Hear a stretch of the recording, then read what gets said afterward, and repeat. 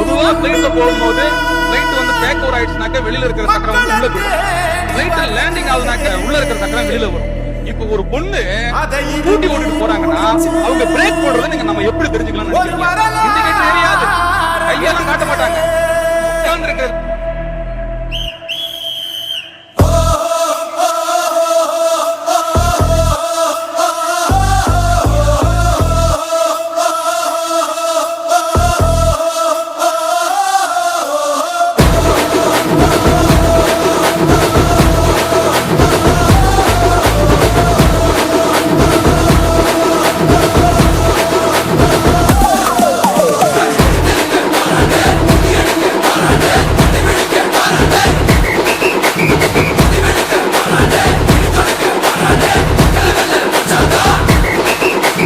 தண்ணி பொறுத்த படிச்சு வரான்